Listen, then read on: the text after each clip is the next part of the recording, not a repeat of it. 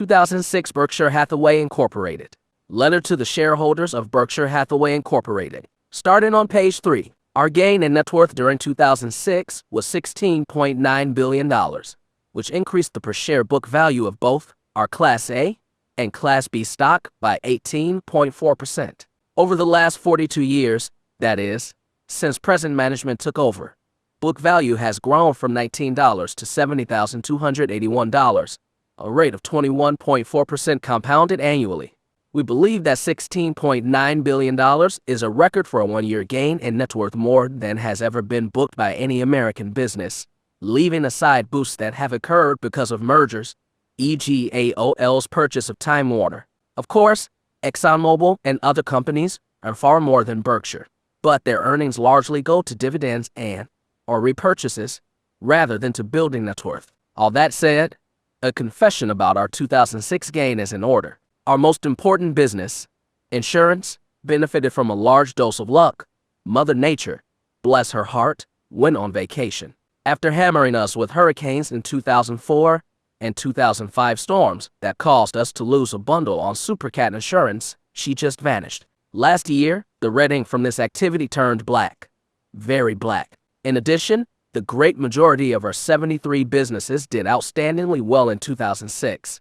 Let me focus for a moment on one of our largest operations, GEICO. What management accomplished there was simply extraordinary. As I've told you before, Tony Nicely, GEICO's CEO, went to work at the company 45 years ago, 2 months after turning 18. He became CEO in 1992, and from then on the company's growth exploded. In addition, Tony has delivered staggering productivity gains in recent years. Between year-end 2003 and year-end 2006, the number of GEICO policies increased from 5.7 million to 8.1 million, a jump of 42%.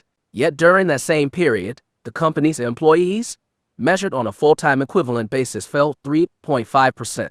So productivity grew 47%, and GEICO didn't start fat. That remarkable gain has allowed GEICO to maintain its all-important position as a low-cost producer, even though it has dramatically increased advertising expenditures. Last year, GEICO spent $631 million on ads, up from $238 million in 2003 and up from $31 million in 1995, when Berkshire took control. Today, GEICO spends far more on ads than any of its competitors, even those much larger. We will continue to raise the bar. Last year, I told you that if you had a new son or grandson, to be sure to name him Tony. But Don Keogh, a Berkshire director, recently had a better idea. After reviewing GEICO's performance in 2006, he wrote me, "Forget births. Tell the shareholders to immediately change the names of their present children to Tony or Antoinette." Don signed his letter Tony. Charlie Munger, my partner and Berkshire's vice chairman, and I run what has turned out to be a big business, one with 217,000 employees and annual revenues approaching $100 billion. We certainly didn't plan it that way. Charlie began as a lawyer, and I thought of myself as a security analyst. Sitting in those seats, we both grew skeptical about the ability of big entities of any type to function well. Size seems to make many organizations slow-thinking, resistant to change, and smug. In Churchill's words, we shape our buildings, and afterwards our buildings shape us. Here's a telling fact. Of the 10 non-oil companies having the largest market capitalization in 1965 titans, such as General Motors, Sears, DuPont, and Eastman Kodak, only one made the 2006 list. All per share figures used in this report apply to Berkshire's A share. Figures for the B shares are 1/30th of those shown for the A. Page 4. In fairness, we've seen plenty of successes as well, some truly outstanding. There are many giant company managers whom I greatly admire. Ken Chenault of American Express, Jeff Immelt of GE, and Dick Kovacevic of Wells Fargo come quickly to mind. But I don't think I could do the management job they do, and I know I wouldn't enjoy many of the duties that come with their positions: meetings, speeches, foreign travel, the charity circuit, and governmental relations. For me, Ronald Reagan had it right. It's probably true that hard work never killed anyone, but why take the chance? So I've taken the easy route, just sitting back and working through great managers who run their own shows. My only tasks are to cheer them on, sculpt and harden our corporate culture, and make major capital allocation decisions. Our managers have returned this trust by working hard and effectively for their performance over the last 42 years, and particularly for 2006 Charlie, and I thank them. Yardsticks. Charlie and I measure Berkshire's progress and evaluate its intrinsic value in a number of ways. No single criterion is effective in doing these jobs, and even an avalanche of statistics will not capture some factors that are important. For example, it's essential that we have managers much younger than I available to succeed me. Berkshire has never been in better shape in this regard, but I can't prove it to you with numbers. There are two statistics, however, that are of real importance. The first is the amount of investments, including cash and cash equivalents, that we own on a per-share basis. Arriving at this figure, we exclude investments held in our finance operation because these are largely offset by borrowings. Here's the record since present management acquired control of Berkshire. See chart and document. In our early years, we put most of our retained earnings and insurance float into investments in marketable securities. Because of this emphasis, and because the securities we purchased generally did well, our growth rate in investments was for a long time quite high. Over the years, however, we have focused more and more on the acquisition of operating businesses. Using our funds for these purchases has both slowed our growth in investments and accelerated our gains in pre-tax earnings from non-insurance businesses, the second yardstick we use. Here's how those earnings have looked. See chart and document. Page 5. Last year we had a good increase in non-insurance earnings, 38%. Large gains from here on in, though, will come only if we are able to make major and sensible acquisitions. That will not be easy. We do, however, have one advantage. More and more, Berkshire has become the buyer of choice for business owners and managers. Initially, we were viewed that way only in the U.S., and more often than not, by private companies. We've long wanted, nonetheless, to extend Berkshire's appeal beyond U.S. borders. And last year, our globetrotting finally got underway. Acquisitions. We began 2006 by completing the 3 acquisitions pending at year-end 2005, spending about $6 billion for Pacific Corp, Business Wire, and Applied Underwriters. All are performing very well. The highlight of the year, however, was our July 5th acquisition of most of Eisker, an Israeli company, and our new association with its chairman, Aidan Wertheimer, and CEO, Jacob Harpaz. The story here began on October 25th, 2005, when I received a 114-page letter from Aidan, of whom I then knew nothing. The letter began, "I am writing to introduce you to Askar," and proceeded to describe a cutting tool business carried on in 61 countries. Then Aidan wrote, "We have for some time considered the issues of generational transfer and ownership that are typical for large family enterprises and have given much thought to Eiskar's future. Our conclusion is that Berkshire Hathaway would be the ideal home for Eisker. We believe that Eisker would continue to thrive as a part of your portfolio of businesses." Overall, Eaton's letter made the quality of the company and the character of his management leap off the page. It also made me want to learn more. And in November, Aidan, Jacob, and Eisker CFO, Danny Goldman, came to Omaha. A few hours with them convinced me that if we were to make a deal, we would be teaming up with extraordinarily talented managers who could be trusted to run the business after a sale with all of the energy and dedication that they had exhibited previously. However, having never bought a business based outside of the U.S., though I had bought a number of foreign stocks, I needed to get educated on some tax and jurisdictional matters. With that task completed, Berkshire purchased 80% of Eisker for $4 billion. The remaining 20% stays in the hands of the Wertheimer family, making it our valued partner. Eisker's products are small, consumable cutting tools that are used in conjunction with large and expensive machine tools. It's a business without magic except for that imparted by the people who run it. But Aidan, Jacob, and their associates are true managerial magicians who constantly develop tools that make their customers' machines more productive. The result, Eisker makes money because it enables his customers to make more money. There is no better recipe for continued success. Page 6. In September, Charlie and I, along with 5 Berkshire associates, visited Eisker in Israel. We, and I mean every one of us, have never been more impressed with any operation. At Eisker, as throughout Israel, brains and energy are ubiquitous. Berkshire shareholders are lucky to have joined with Aidan, Jacob, Danny, and their talented associates. A few months later, Berkshire again became the buyer of choice in a deal brought to us by my friend, John Roach, of Fort Worth. John, many of you will remember, was chairman of Justin Industries, which we bought in 2000. At that time, John was helping John Justin, who was terminally ill, find a permanent home for his company. John Justin died soon after we bought Justin Industries, but it has since been run exactly as we promised him it would be. Visiting me in November, John Roach brought along Paul Andrews, Jr., owner of about 80% of TTI, a Fort Worth distributor of electronic components. Over a 35-year period, Paul built TTI from $112,000 of sales to $1.3 billion. He is a remarkable entrepreneur and operator. Paul, 64, loves running his business, but not long ago he happened to witness how disruptive the death of a founder can be both to a private company's employees and the owner's family. What starts out as disruptive, furthermore, often evolves into destructive. About a year ago, therefore, Paul began to think about selling TTI. His goal was to put his business in the hands of an owner he had carefully chosen, rather than allowing a trust officer or lawyer to conduct an auction after his death. Paul rejected the idea of a strategic buyer, knowing that in the pursuit of synergies, an owner of that type would be apt to dismantle what he had so carefully built, a move that would uproot hundreds of his associates and perhaps wound TTI's business in the process. He also ruled out a private equity firm, which would very likely load the company with debt and then flip it as soon as possible.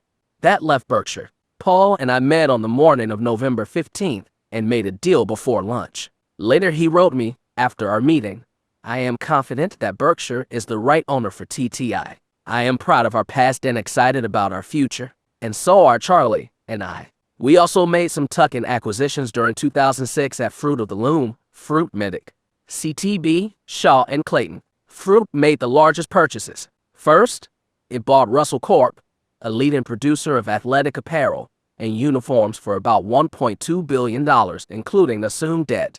And in December, it agreed to buy the intimate apparel business of VF Corp. Together, these acquisitions add about $2.2 billion to Fruit sales and bring with them about 23,000 employees. Charlie and I love it when we can acquire businesses that can be placed under managers, such as John Holland at Fruit, who have already shown their stuff at Berkshire. Middick, for example, has made 14 acquisitions since we purchased it in 2001, and Gene Toombs has delivered results from these deals far in excess of what he had predicted. In effect, we leveraged the managerial talent already with us by these tuck-in deals. We will make many more. We continue, however, to need elephants in order for us to use Berkshire's flood of incoming cash. Charlie and I must therefore ignore the pursuit of mice and focus our acquisition efforts on much bigger game. Our exemplar is the older man who crashed his grocery cart into that of a much younger fellow while both were shopping. The elderly man explained apologetically that he had lost track of his wife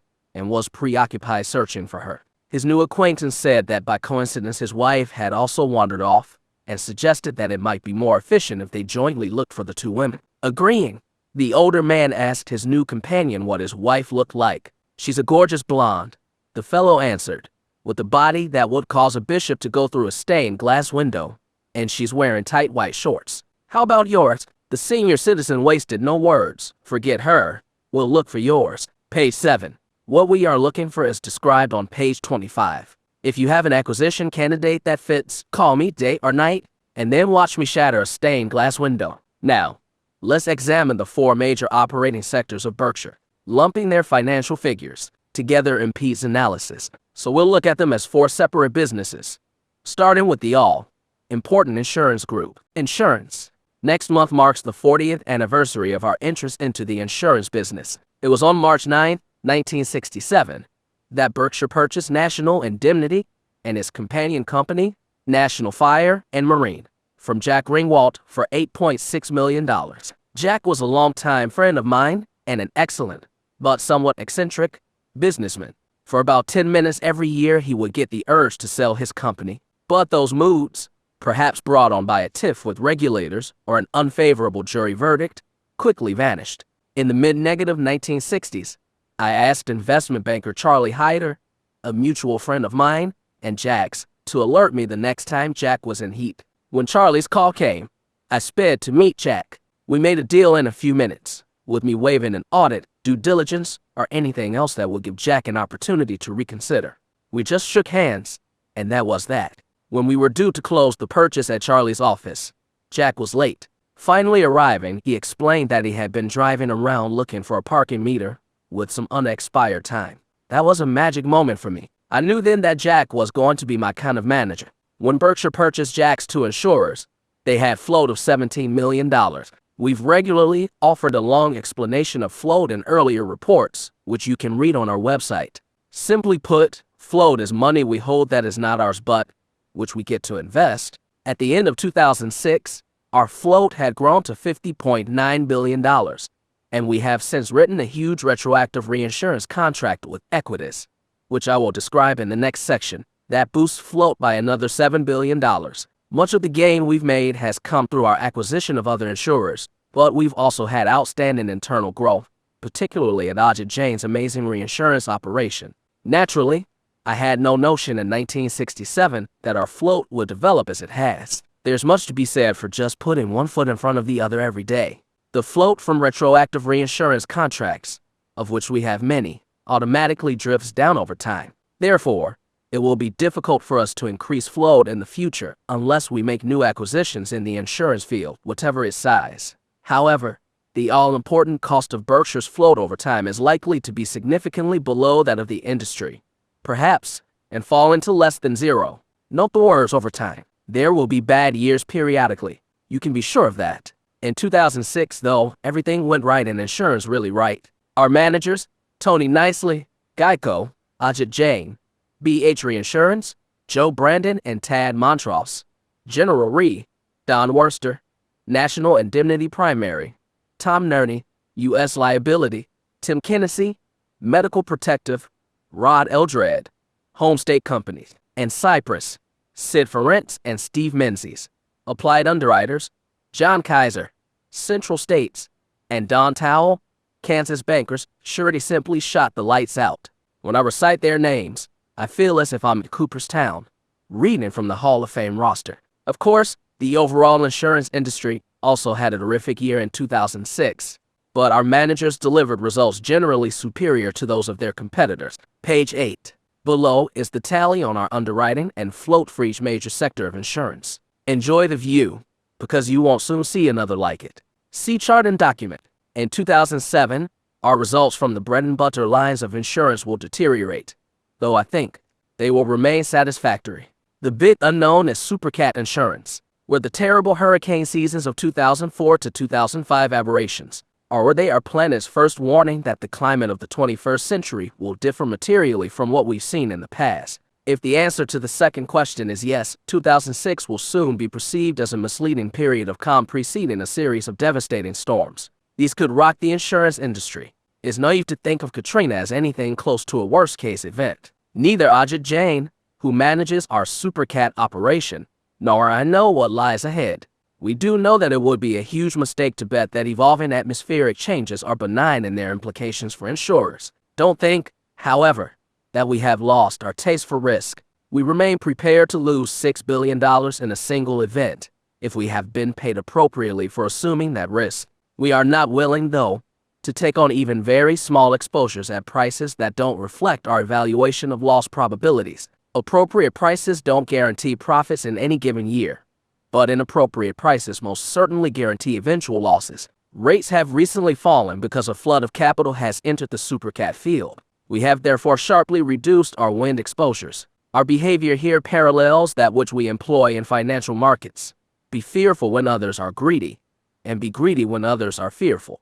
Lloyd's, Equitas, and Retroactive Reinsurance. Last year, we are getting now to Equitas. Berkshire agreed to enter into a huge retroactive reinsurance contract, a policy that protects an insurer against losses that have already happened, but whose cost is not yet known. I'll give you details of the agreement shortly, but let's first take a journey through insurance history, following the route that led to our deal. Our tale begins around 1688, when Edward Lloyd opened a small coffee house in London. Though no Starbucks, his shop was destined to achieve worldwide fame because of the commercial activities of his clientele, shipowners, merchants, and venturesome British capitalists. As these parties sipped Edward's brew, they began to write contracts transferring the risk of a disaster at sea from the owners of ships and their cargo to the capitalists, who wagered that a given voyage would be completed without incident. These capitalists eventually became known as underwriters at Lloyd's. Though many people believe Lloyd's to be an insurance company, that is not the case.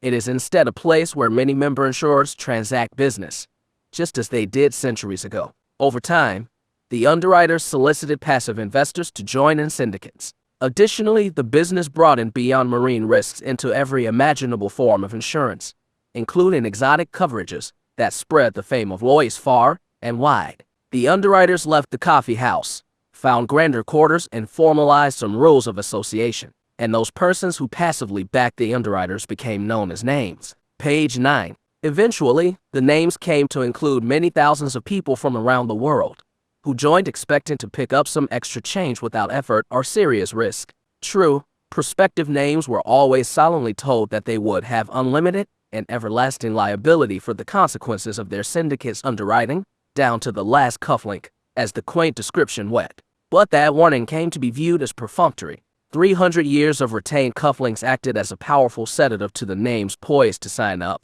Then came asbestos, when its prospective costs were added to the tidal wave of environmental and product claims that surfaced in the 1980s. Lloyd's began to implode.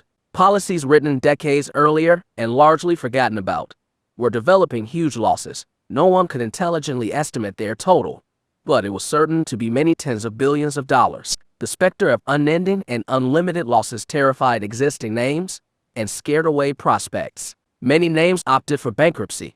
Some even chose suicide. From these shambles, there came a desperate effort to resuscitate Lloyd's. In 1996, the powers that be at the institution allotted £11.10 billion to a new company, Equitas, and made it responsible for paying all claims on policies written before 1993. In effect, this plan pulled the misery of the many syndicates in trouble. Of course, the money allotted could prove to be insufficient, and if that happened, the names remained liable for the shortfall. But the new plan, by concentrating all of the liabilities in one place, had the advantage of eliminating much of the costly intramural squabbling that went on among syndicates. Moreover, the pooling allowed claims evaluation, negotiation, and litigation to be handled more intelligently than had been the case previously. Equitas embraced Ben Franklin's thinking, "We must all hang together, or assuredly we shall hang separately." From the start, many people predicted Equitas would eventually fail. But as Ajit and I reviewed the facts in the spring of 2006 to 2013 years, after the last exposed policy had been written, and after the payment of £11.30 billion in claims, we concluded that the patient was likely to survive. And so we decided to offer a huge reinsurance policy to Equitas. Because plenty of imponderables continue to exist, Berkshire could not provide Equitas, in its 27,972 names, unlimited protection. But we said, and I'm simplifying, that if Equitas will give us $7.12 billion in cash and securities, this is the float I spoke about, we would pay all of its future claims and expenses up to $13.90 billion. That amount was $5.7 billion above what Equitas had recently guessed its ultimate liabilities to be. Thus, the names received a huge, and almost certainly sufficient amount of future protection against unpleasant surprises. Indeed, the protection is so large that Equitas plans a cash payment to its thousands of names, an event few of them had ever dreamed possible. And how will Berkshire fare?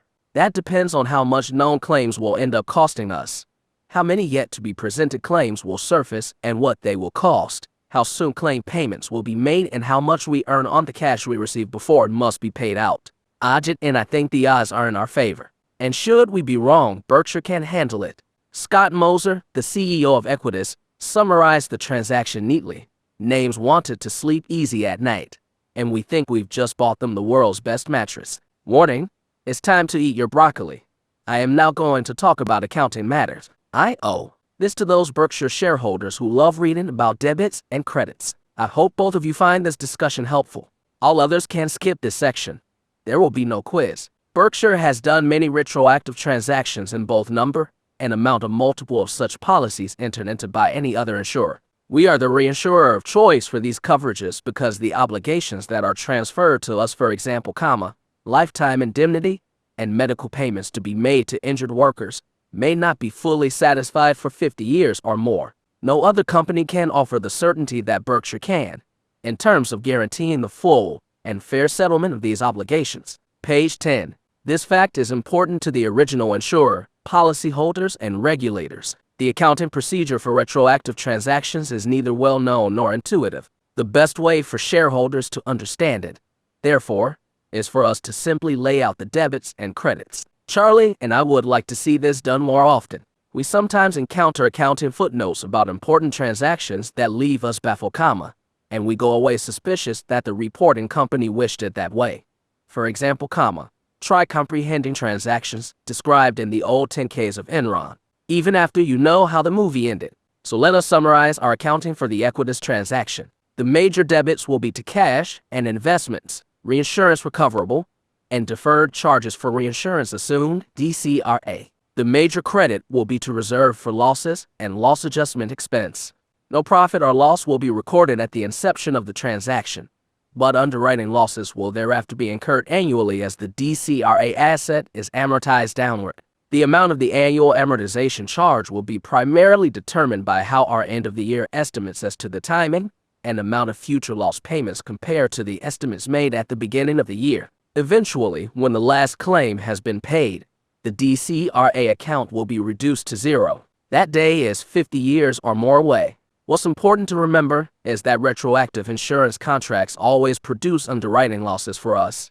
Whether these losses are worth experiencing depends on whether the cash we have received produces investment income that exceeds the losses. Recently, our DCRA charges have annually delivered $300 million or so of underwriting losses, which have been more than offset by the income we have realized through use of the cash we received as a premium. Absent new retroactive contracts, the amount of the annual charge would normally decline over time. After the Equitas transaction, however, the annual DCRA cost will initially increase to about $450 million a year. This means that our other insurance operations must generate at least that much underwriting gain for our overall float to be cost-free. That amount is quite a hurdle, but one that I believe we will clear in many, if not most, years. Aren't you glad that I promised you there would be no quiz? Manufacturing, service, and retailing operations. Our activities in this part of Berkshire cover the waterfront.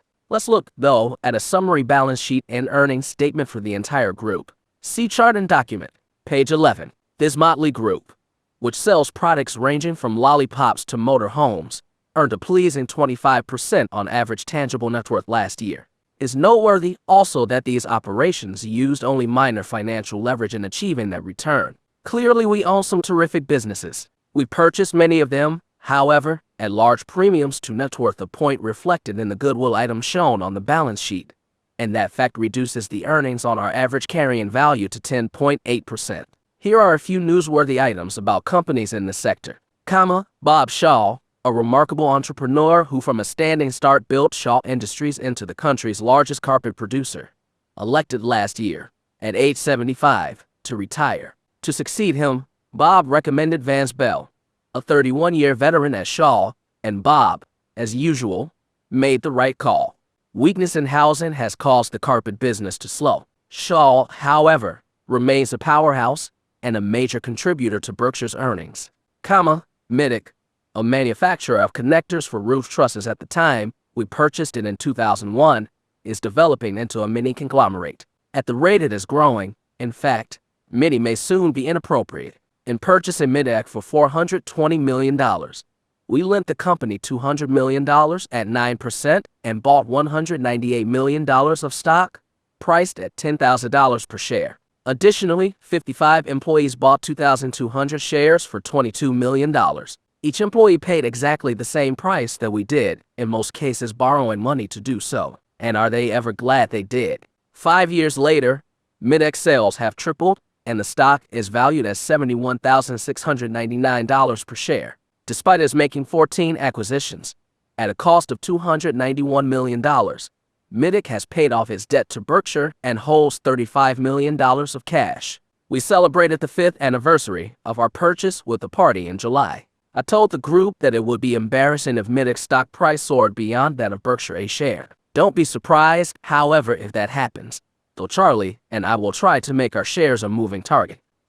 Not all of our businesses are destined to increase profits. When an industry's underlying economics are crumbling, talented management may slow the rate of decline. Eventually, though, eroding fundamentals will overwhelm managerial brilliance. As a wise friend told me long ago, if you want to get a reputation as a good businessman, be sure to get into a good business. And fundamentals are definitely eroding in the newspaper industry, a trend that has caused the profits of our Buffalo News to decline. The skid will almost certainly continue. When Charlie and I were young, the newspaper business was as easy a way to make huge returns as existed in America. As one not too bright publisher famously said, "I owe my fortune to two great American institutions, monopoly and nepotism. No paper in a one-paper city, however bad the product or however inept the management, could avoid gushing profits." The industry's staggering returns could be simply explained. For most of the 20th century, newspapers were the primary source of information for the American public. Whether the subject was sports, finance, or politics, newspapers reigned supreme. Just as important, their ads were the easiest way to find job opportunities or to learn the price of groceries at your town's supermarkets. Page 12. The great majority of families therefore felt the need for a paper every day, but understandably most didn't wish to pay for two. Advertisers preferred the paper with the most circulation, and readers tended to want the paper with the most ads and news pages. This circularity led to a law of the newspaper jungle, survival of the fattest. Thus, when two or more papers existed in a major city, which was almost universally the case a century ago, the one that pulled ahead usually emerged as the standalone winner. After competition disappeared, the paper's pricing power in both advertising and circulation was unleashed. Typically, rates for both advertisers and readers would be raised annually, and the profits rolled in. For owners, this was economic heaven. Interestingly, though papers regularly, and often in a disapproving way, reported on the profitability of, say, the auto or steel industries, they never enlightened readers about their own Midas-like situation. As long ago as my 1991 letter to shareholders, I nonetheless asserted that this insulated world was changing, writing that the media businesses will prove considerably less marvelous than the industry, or lenders thought would be the case only a few years ago. Some publishers took umbrage at both this remark and other warnings from me that followed. Newspaper properties, moreover, continued to sell as if they were indestructible slot machines. In fact, many intelligent newspaper executives who regularly chronicled and analyzed important worldwide events were either blind or indifferent to what was going on under their noses. Now, however, almost all newspaper owners realize that they are constantly losing ground in the battle for eyeballs. Simply put, if cable and satellite broadcasting, as well as the internet, had come along first, newspapers as we know them probably would never have existed. In Berkshire's world, Stan Lipsey does a terrific job running the Buffalo News, and I am enormously proud of his editor, Margaret Sullivan. The news penetration of his market is the highest among that of this country's large newspapers. We also do better financially than most metropolitan newspapers, even though Buffalo's population and business trends are not good. Nevertheless, this operation faces unrelenting pressures that will cause profit margins to slide. True, we have the leading online news operation in Buffalo, and it will continue to attract more viewers and ads. However, the economic potential of a newspaper internet site, given the many alternative sources of information and entertainment that are free and only a click away, is at best a small fraction of that existing in the past for a print newspaper facing no competition. For a local resident, ownership of a city's paper, like ownership of a sports team, still produces instant prominence. With it typically comes power and influence. These are rebuffs that appeal to many people with money. Beyond that, civic-minded, wealthy individuals may feel that local ownership will serve their community well. That's why Peter Kiewit bought the Omaha paper more than 40 years ago. We are likely, therefore, to see non-economic individual buyers of newspapers emerge, just as we have seen such buyers acquire major sports franchises. Aspiring press lords should be careful. However, there's no rule that says a newspaper's revenues can't fall below its expenses and that losses can't mushroom. Fixed costs are high in the newspaper business, and that's bad news when unit volume heads south. As the importance of newspapers diminishes, moreover, the psychic value of possessing one will wane, whereas owning a sports franchise will likely retain its cachet. Unless we face an irreversible cash drain, we will stick with the news, just as we've said that we would. Read Economic Principle 11 on page 76. Charlie and I love newspapers. We each read 5 a day and believe that a free and energetic press is a key ingredient for maintaining a great democracy. We hope that some combination of print and online will ward off economic doomsday for newspapers, and we will work hard in Buffalo to develop a sustainable business model. I think we will be successful, but the days of lush profits from our newspaper are over. Page 13, a much improved situation is emerging at NetJets, which sells and manages fractionally owned aircraft. This company has never had a problem growing. Revenues from flight operations have increased 596% since our purchase in 1998, but profits have been erratic. Our move to Europe, which began in 1996, was particularly expensive. After 5 years of operation there, we had acquired only 80 customers, and by mid-year 2006, our cumulative pre-tax loss had risen to $212 million. But European demand has now exploded, with a net of 589 customers having been added in 2005 to 2006. Under Mark Booth's brilliant leadership, NetJets is now operating profitably in Europe, and we expect the positive trend to continue. Our U.S. operation also had a good year in 2006, which led to worldwide pre-tax earnings of $143 million at NetJets last year. We made this profit even though we suffered a loss of $19 million in the first quarter. Credit Rich Sanchulli, along with Mark, for this turnaround. Rich, like many of our managers, has no financial need to work, but you never know it. He's absolutely tireless monitoring operations, making sales, and traveling the globe to constantly widen the already enormous lead that NetJets enjoys over its competitors. Today, the value of the fleet we manage is far greater than that managed by our 3 largest competitors combined. There's a reason NetJets is the runaway leader. It offers the ultimate in safety and service. At Berkshire, and at a number of our subsidiaries, NetJets aircraft are an indispensable business tool. I also have a contract for personal use with NetJets, and so do members of my family and most Berkshire directors. None of us, I should add, gets a discount. Once you've flown NetJets, returning to commercial flights is like going back to holding hands. Regulated utility business. Berkshire has an 86.6% fully diluted interest in Mid-American Energy Holdings, which owns a wide variety of utility operations. The largest of these are One Yorkshire Electricity and Northern Electric, whose 3.7 million electric customers make it the 3rd largest distributor of electricity in the UK. 2. Mid-American Energy, which serves 706,000 electric customers, primarily in Iowa. 3. Pacific Power and Rocky Mountain Power, serving about 1.7 million electric customers in 6 western states. And 4. Kern River and Northern Natural Pipelines, which carry about 8% of the natural gas consumed in the U.S. Our partners in ownership of Mid-American are Walter Scott and his 2 terrific managers, Dave Sokol and Greg Abel. It's unimportant how many votes each party has. We will make major moves only when we are unanimous in thinking them wise. 6 years of working with Dave, Greg, and Walter have underscored my original belief. Berkshire couldn't have better partners. Somewhat incongruously, Mid-American owns the 2nd largest real estate brokerage firm in the U.S., Home Services of America. This company operates through 20 locally branded firms with 20,300 agents. Despite Home Services' purchase of 2 operations last year, the company's overall volume fell 9% to $58 billion, and profits fell 50%. The slowdown in residential real estate activity stems in part from the weakened lending practices of recent years. The optional contracts and teaser rates that have been popular have allowed borrowers to make payments in the early years of their mortgages that fall far short of covering normal interest costs. Naturally, there are few defaults when virtually nothing is required of a borrower. As a cynic has said, a rolling loan gathers no loss, but payments not made add to principal, and borrowers who can't afford normal monthly payments early on are hit later with above-normal monthly obligations. This is the Scarlett O'Hara scenario. I'll think about that tomorrow. For many homeowners, tomorrow has now arrived.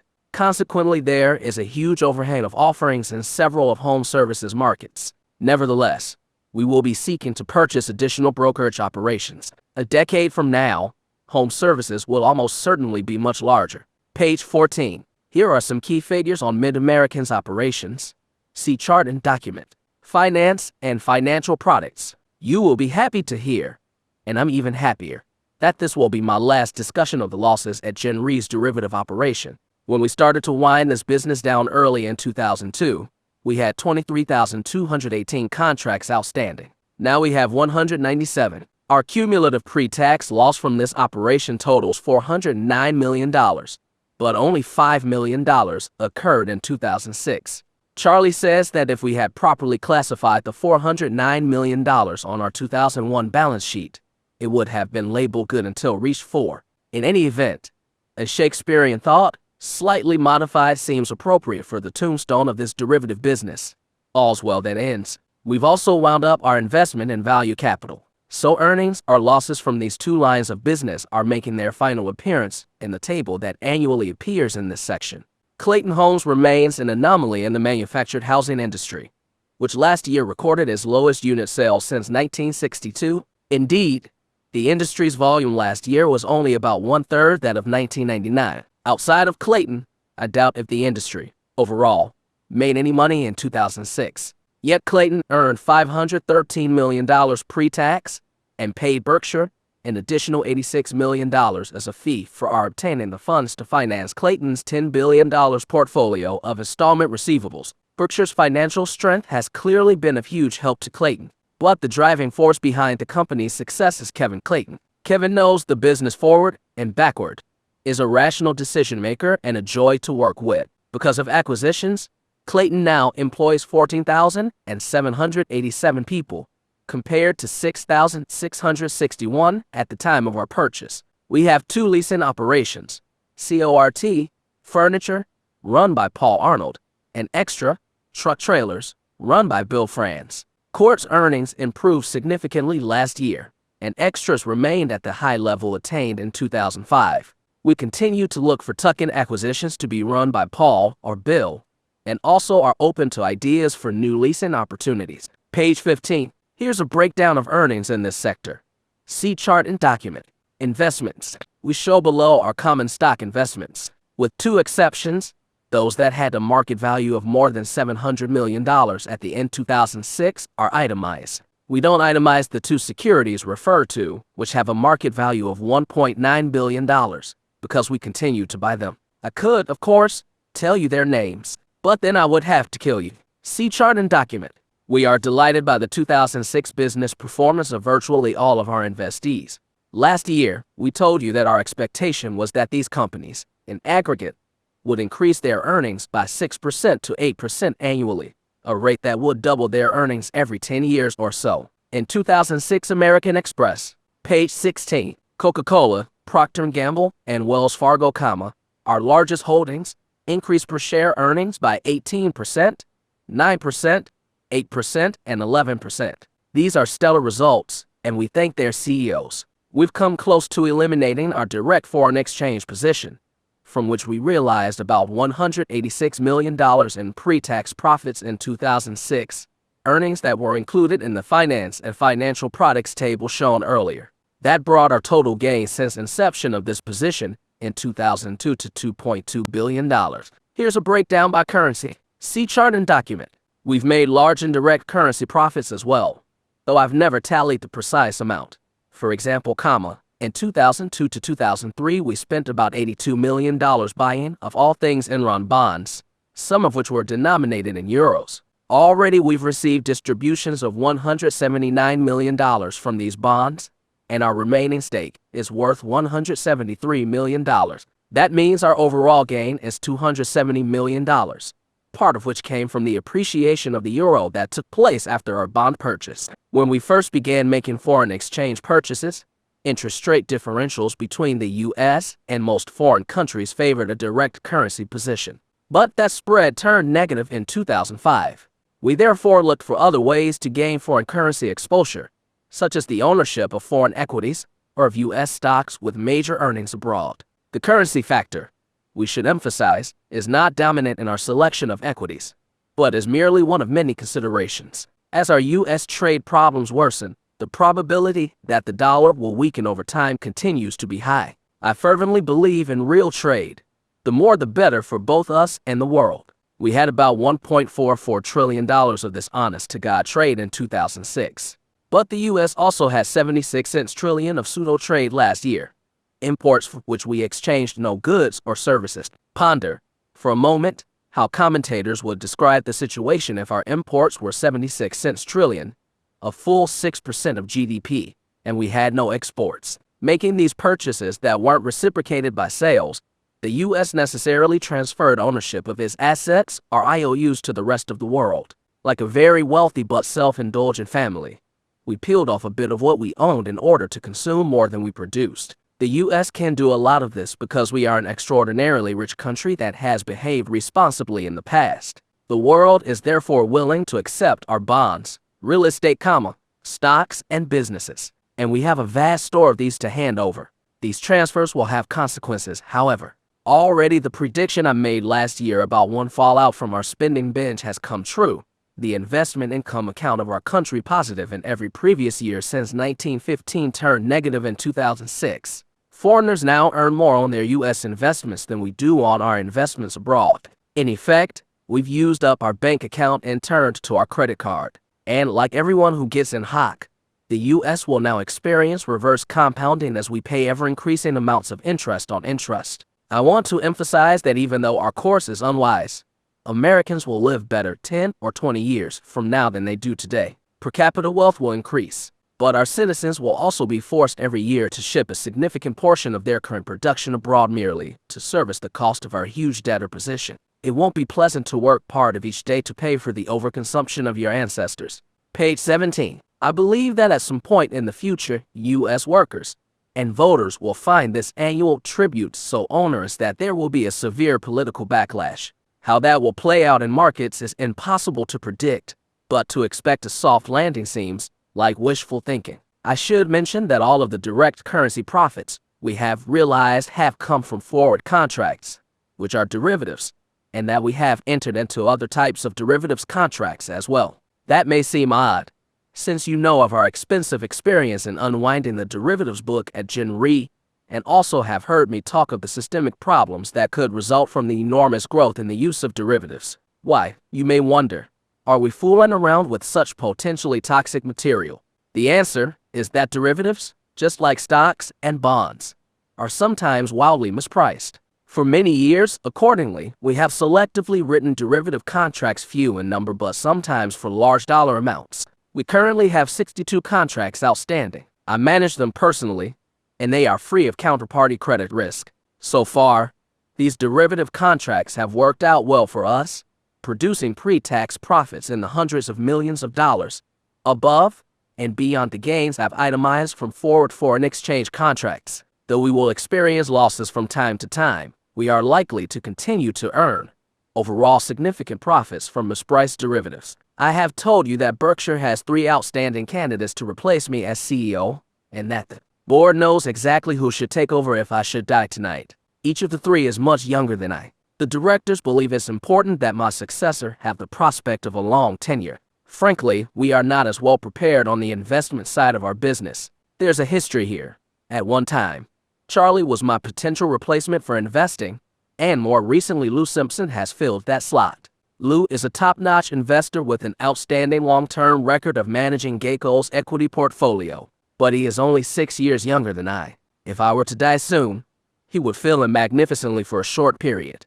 For the long term, though, we need a different answer. At our October board meeting, we discussed that subject fully, and we emerged with a plan, which I will carry out with the help of Charlie and Lou. Under this plan, I intend to hire a younger man or woman with the potential to manage a very large portfolio, who we hope will succeed me as Berkshire's chief investment officer when the need for someone to do that arises. As part of the selection process, we may in fact take on several candidates. Picking the right persons will not be an easy task.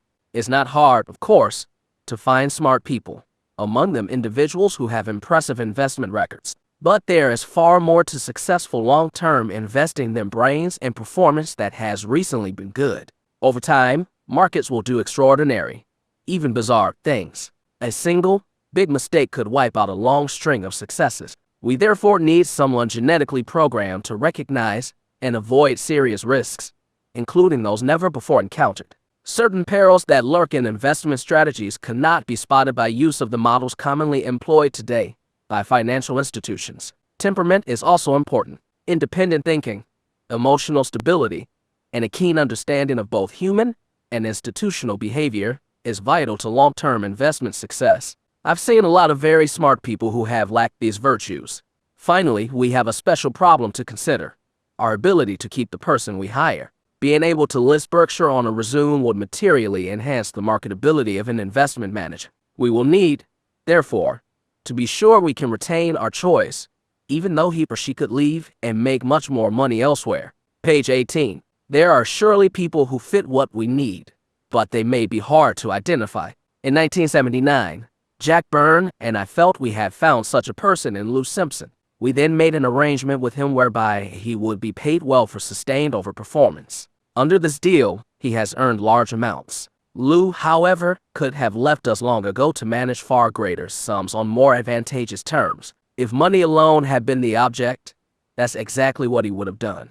But Lou never considered such a move. We need to find a younger person or two made of the same stuff. The good news, at 76, I feel terrific and, according to all measurable indicators, am in excellent health. It's amazing what cherry coke and hamburgers will do for a fellow. Some changes on Berkshire's board. The composition of our board will change in two ways this spring. One change will involve the Chase family, which has been connected to Berkshire and its predecessor companies for more than a century. In 1929, the first Malcolm G. Chase played an important role in merging four New England textile operations into Berkshire Fine Spinning Associates. That company merged with Hathaway Manufacturing in 1955 to form Berkshire Hathaway, and Malcolm G. Chase, Jr. became its chairman.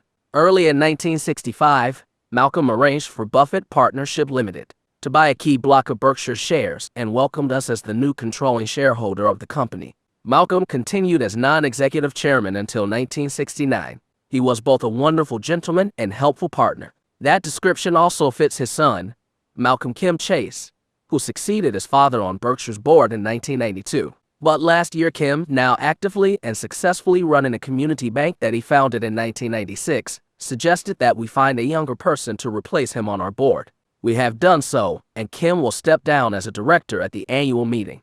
I owe much to the Chases, and wish to thank Kim for his many years of service to Berkshire. In selecting a new director, we were guided by our long-standing criteria, which are that board members be owner-oriented, business-savvy, interested, and truly independent.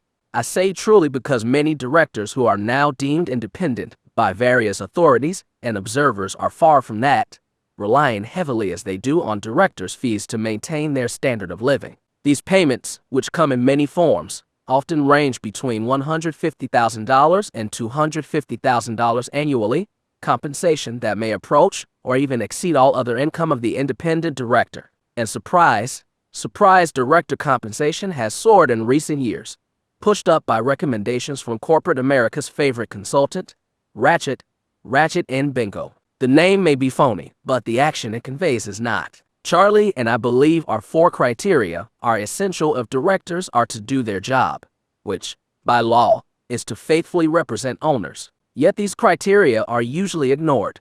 Instead, consultants and CEO-seeking board candidates will often say, "We're looking for a woman, or a Hispanic, or someone from abroad, or what have you." It sometimes sounds as if the mission is to stock Noah's Ark.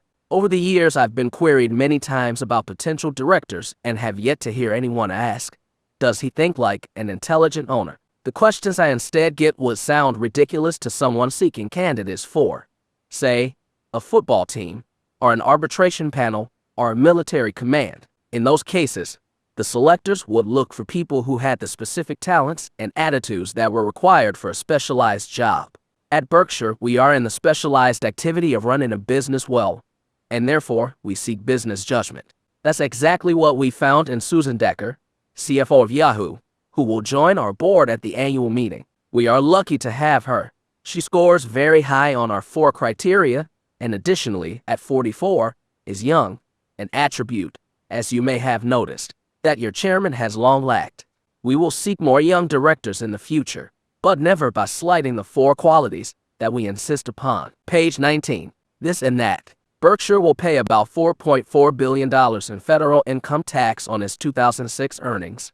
In its last fiscal year, the U.S. government spent $2.6 trillion, or about $7 billion per day. Thus, for more than half of one day, Berkshire picked up the tab for all federal expenditures, ranging from Social Security and Medicare payments to the cost of our armed services. Had there been only 600 taxpayers like Berkshire, no one else in America would have needed to pay any federal income or payroll taxes. Our federal return last year, we should add, ran to 9,386 pages. To handle this filing, state and foreign tax returns, a myriad of SEC requirements, and all of the other matters involved in running Berkshire, we have gone all the way up to 19 employees at world headquarters. This crew occupies 9,708 square feet of space, and Charlie, at world headquarters west in Los Angeles, uses another 655 square feet.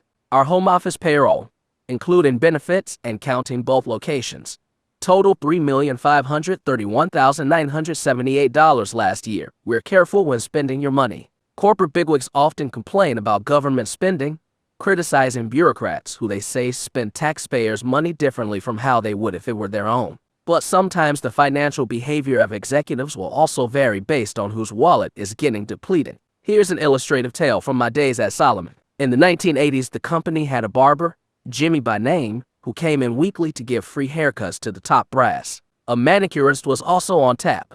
Then, because of a cost-cutting drive, patrons were told to pay their own way.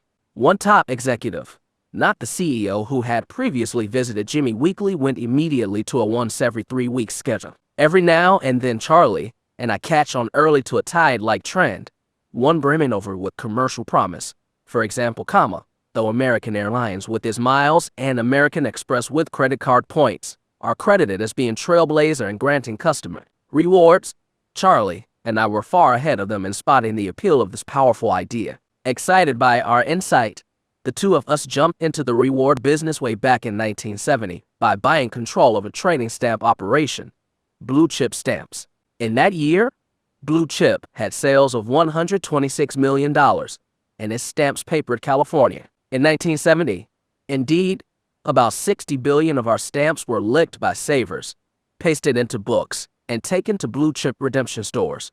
Our catalog of rewards was 116 pages thick and chock full of tantalizing items. When I was told that even certain brothels and mortuaries gave stamps to their patrons, I felt I had finally found a sure thing. Well, not quite. From the day Charlie and I stepped into the Blue Chip picture, the business went straight downhill. By 1980, sales had fallen to $19.4 million, and by 1990, sales were bumping along at $1.5 million.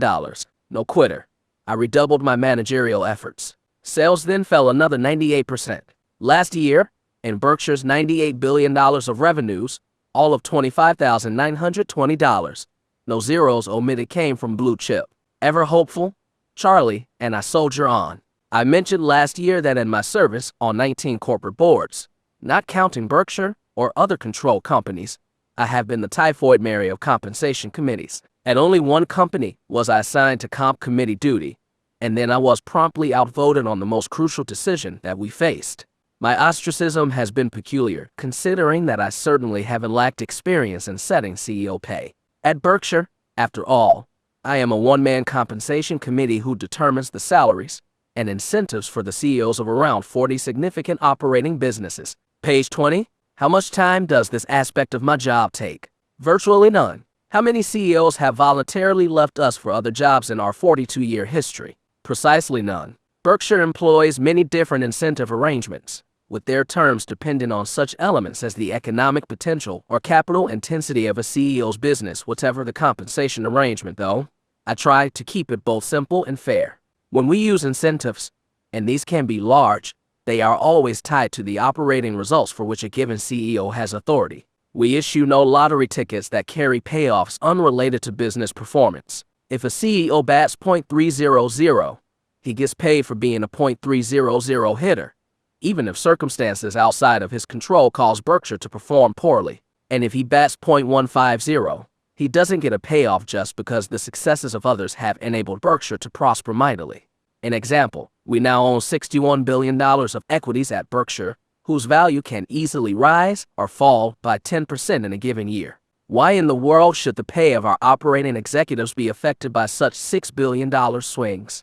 However important the gain or loss may be for shareholders, you've read loads about CEOs who have received astronomical compensation for mediocre results. Much less well advertised is the fact that America's CEOs also generally live the good life. Many, it should be emphasized, are exceptionally able, and almost all work far more than 40 hours a week. But they are usually treated like royalty in the process, and we're certainly going to keep it that way at Berkshire. Though Charlie still favors sackcloth and ashes, I prefer to be spoiled rotten. Berkshire owns the Pampered Chef.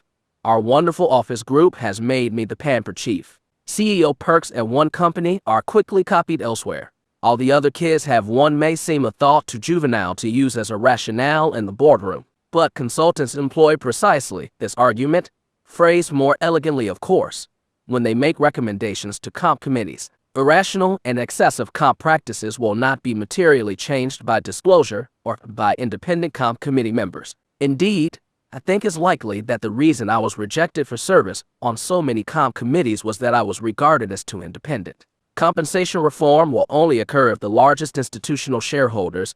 It would only take a few demand a fresh look at the whole system. The consultants' present drill of deftly selecting peer companies to compare with their clients will only perpetuate present excesses. Last year I arranged for the bulk of my Berkshire holdings to go to 5 charitable foundations, thus carrying out part of my lifelong plan to eventually use all of my shares for philanthropic purposes. Details of the commitments I made, as well as the rationale for them, are posted on our website, www.berkshirehathaway.com. Taxes, I should note, had nothing to do with my decision or its timing. My federal and state income taxes in 2006 were exactly what they would have been had I not made my first contributions last summer, and the same point will apply to my 2007 contribution. In my will, I've stipulated that the proceeds from all Berkshire shares I still own at death are to be used for philanthropic purposes within 10 years after my estate is closed. Because my affairs are not complicated, it should take 3 years at most for this closing to occur. Adding this 13-year period to my expected lifespan of about 12 years, though, naturally, I'm aiming for more, means that proceeds from all of my Berkshire shares will likely be distributed for societal purposes over the next 25 years or so. I've set this schedule because I want the money to be spent relatively promptly by people I know to be capable, vigorous, and motivated. These managerial attributes sometimes wane as institutions, particularly those that are exempt from market forces, age.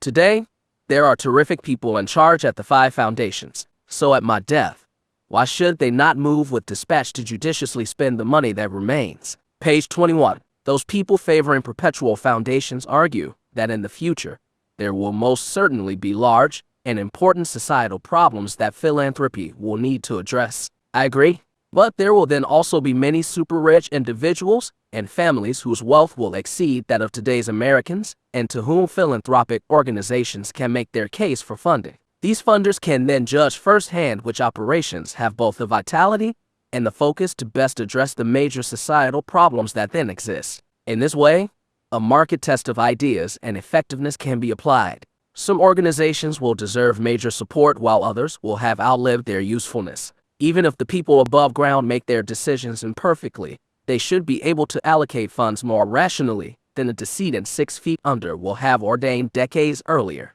Wills, of course, can always be rewritten, but it's very unlikely that my thinking will change in a material way. A few shareholders have expressed concern that sales of Berkshire by the foundations receiving shares will depress the stock. These fears are unwarranted.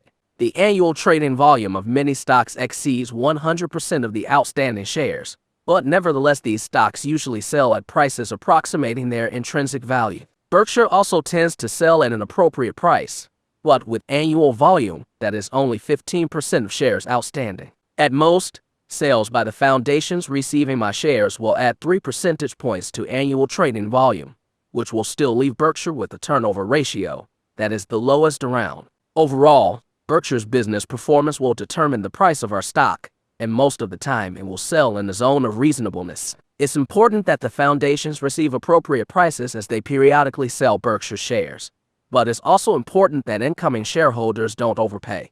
See Economic Principle 14 on page 77. By both our policies and shareholder communications, Charlie and I will do our best to ensure that Berkshire sells at neither a large discount nor a large premium to intrinsic value. The existence of foundation ownership will in no way influence our board's decisions about dividends, repurchases, or the issuance of shares. We will follow exactly the same rule that has guided us in the past.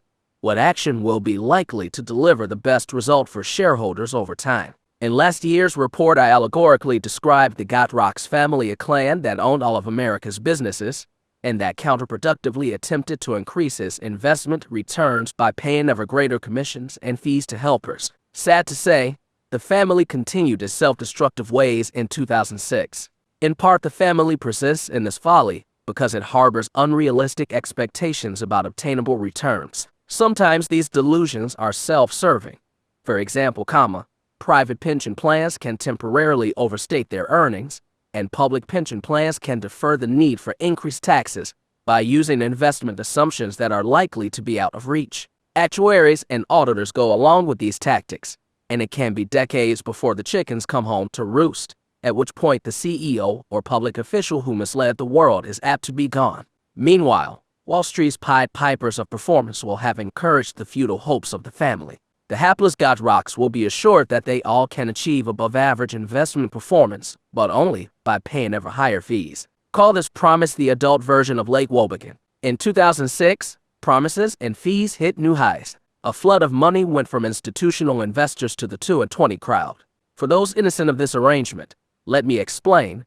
It's a lopsided system whereby 2% of your principal is paid each year to the manager even if he accomplishes nothing, or, for that matter, loses you a bundle, and, additionally, 20% of your profit is paid to him if he succeeds, even if his success is due simply to a rising tide. For example, a manager who achieves a gross return of 10% in a year will keep 3.6 percentage points, 2 points off the top plus 20% of the residual 8 points, leaving only 6.4 percentage points for his investors. On a $3 billion fund, this 6.4% net performance will deliver the manager a cool $108 million.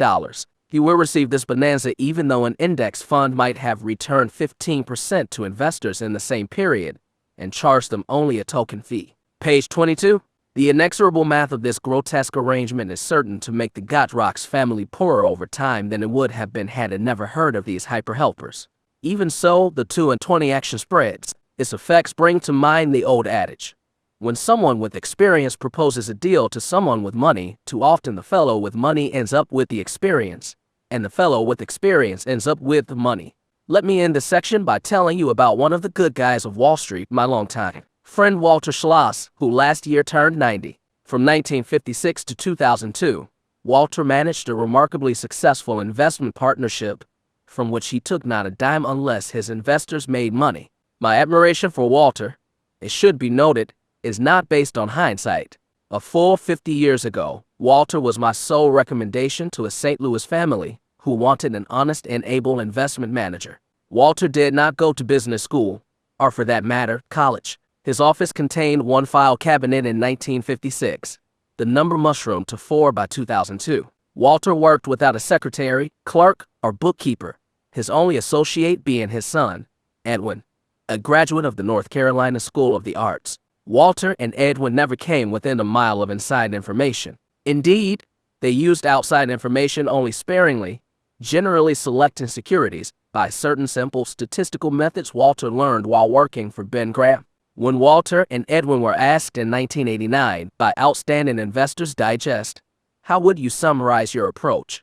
Edwin replied, "We try to buy stocks cheap." So much for modern portfolio theory, technical analysis, macroeconomic thoughts, and complex algorithms. Following a strategy that involves no real risk, defined as permanent loss of capital, Walter produced results over his 47 partnership years that dramatically surpassed those of the S&P 500. It's particularly noteworthy that he built this record by investing in about 1,000 securities, mostly of a lackluster type. A few big winners did not account for his success. It's safe to say that had millions of investment managers made trades by A, drawing stock names from a hat, B, purchasing these stocks in comparable amounts when Walter made a purchase, and then C, selling when Walter sold his pick, the luckiest of them would not have come close to equaling his record. There is simply no possibility that what Walter achieved over 47 years was due to chance. I first publicly discussed Walter's remarkable record in 1984.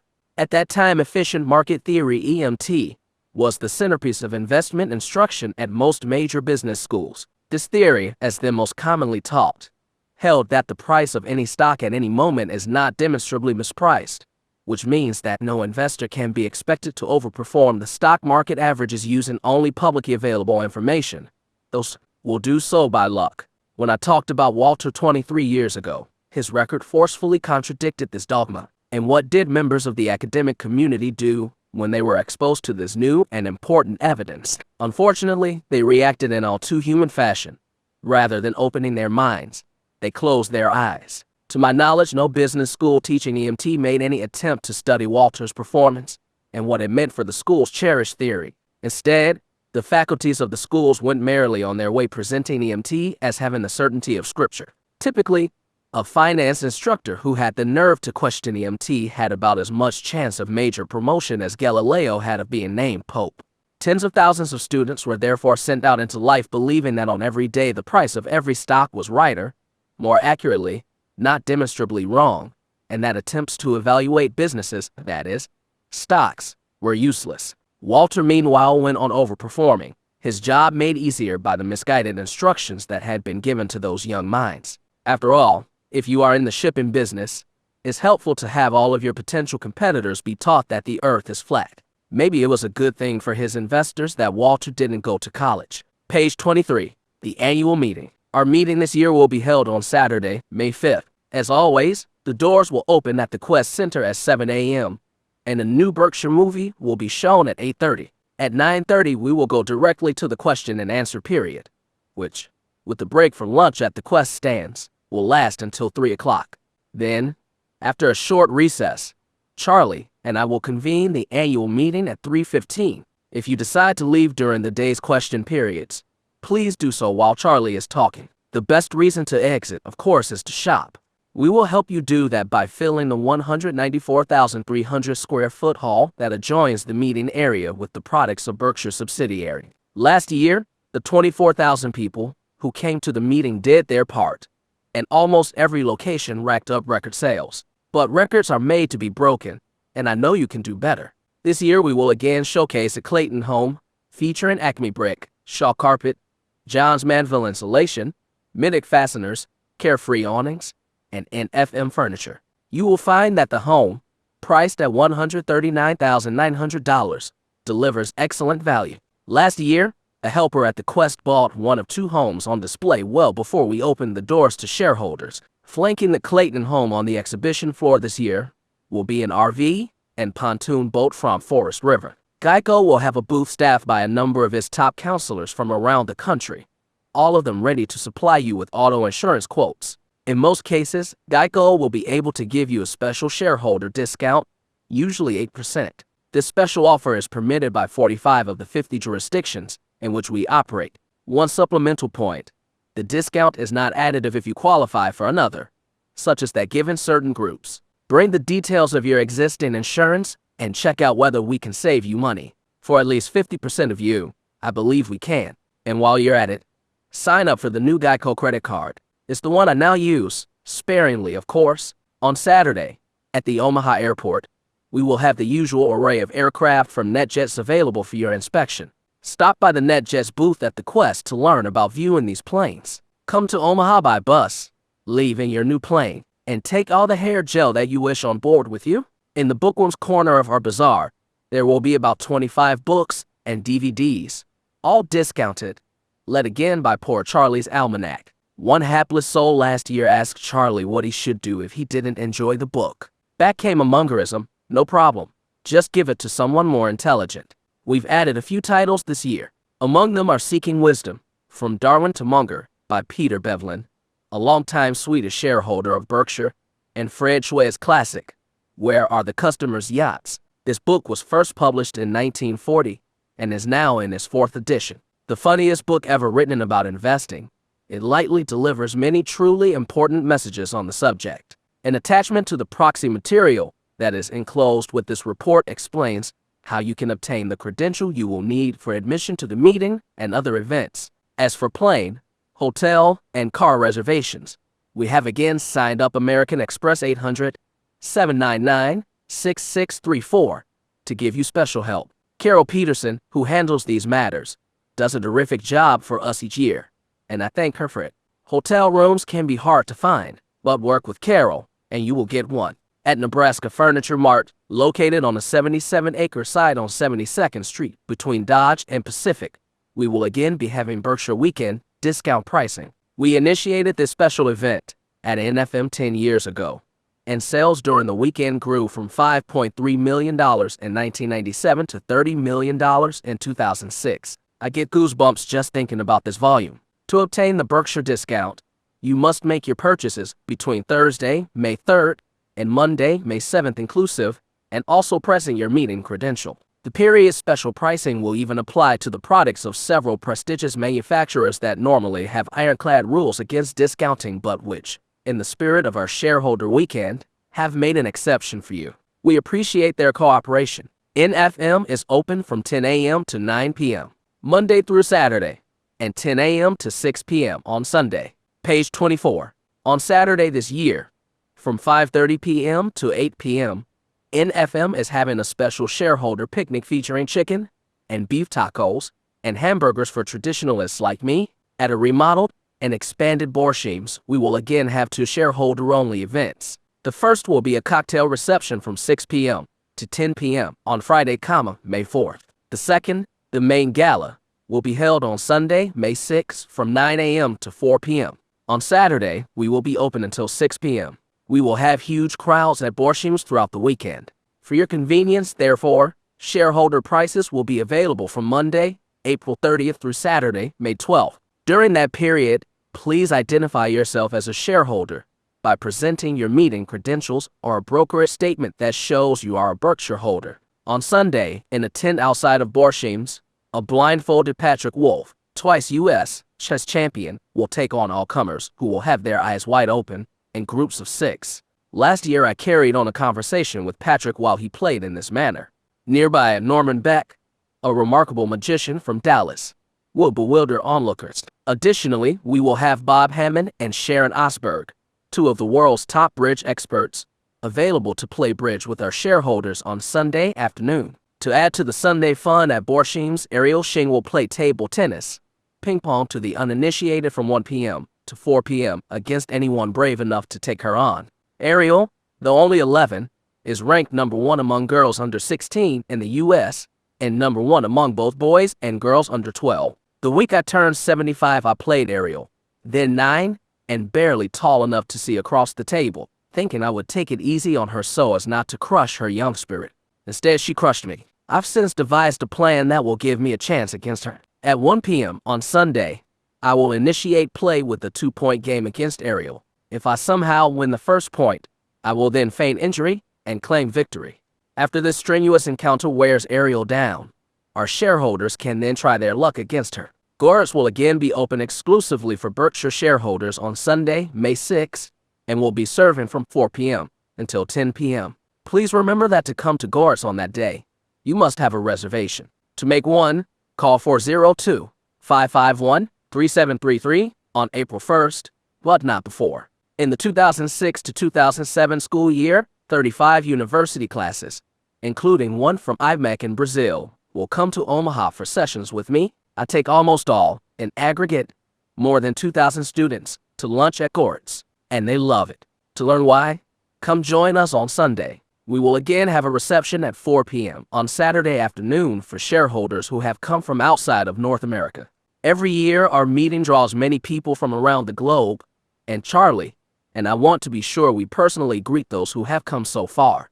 Last year, we enjoyed meeting more than 400 of you from many dozens of countries. Any shareholder who comes from other than the U.S. or Canada will be given a special credential and instructions for attending this function. Charlie and I are extraordinarily lucky. We were born in America, had terrific parents who saw that we got good educations, have enjoyed wonderful families and great health, and came equipped with the business gene that allows us to prosper in a manner hugely disproportionate to other people who contribute much or more to our society's well-being. Moreover, we have long had jobs that we love, in which we are helped every day in countless ways by talented and cheerful associates. No wonder we tap dance to work. But nothing is more fun for us than getting together with our shareholder partners at Berkshire's annual meeting. So join us on May 5th at the Quest for our annual Woodstock for Capitalists. We'll see you there.